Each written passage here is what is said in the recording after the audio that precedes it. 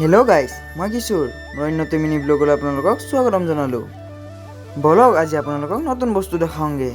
আজি টোপনিৰ পৰা উঠি পিনে ভাবিলোঁ আজি মন্দিৰটো বনাই আছে আমাৰ ওচৰৰে, সেইটো ভিডিঅ' বনাওঁগৈ। মন্দিৰটো বনোৱাৰ কাৰণেও এটা কাহানি আছে। কাহানিটো শুনিবৰ কাৰণে আপোনালোকে অকণমান ৰখিব লাগিব। এইটো ৰাস্তাহে মন্দিৰটো পায়, বলক মন্দিৰটোলৈ যাওঁগৈ। আজি কিন্তু আকৌ বৰ গৰম, মোৰ কিন্তু তালু চালু গৰম হৈ গৈছে। মই বোলো নহ'ব দেই। এয়া আমাৰ ওচৰতে ফেক্টৰী এটা বনাইছে, চাহ ফেক্টৰী। মই বোলো বহুত ডাঙৰ দেই চাহ ফেক্টৰীখন। মই আকৌ চাহ ফেক্টৰীখন চাই আছোঁ, সোমাব পাৰোঁৱে নেকি।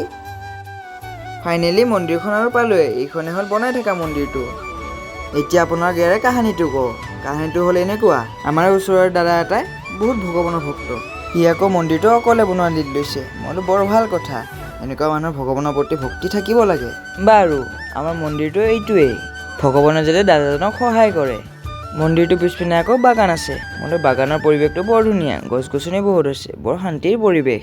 আপোনালোকৰ ফেক্টৰীখন দেখাইছিলোঁ যে এইখনেই, বহুত ডাঙৰ ফেক্টৰী। ইপিনৰ পৰা সিপিনে চাবই নোৱাৰি ফেক্টৰীখন কিমান ডাঙৰ। আজিলৈ ভিডিঅ' কেনে পালে কমেণ্ট কৰি এবাৰ জনাব। থেংক ইউ ফৰ ৱাচিং গাইজ। পাৰিলে এটা ছাবস্ক্ৰাইব কৰি দিব।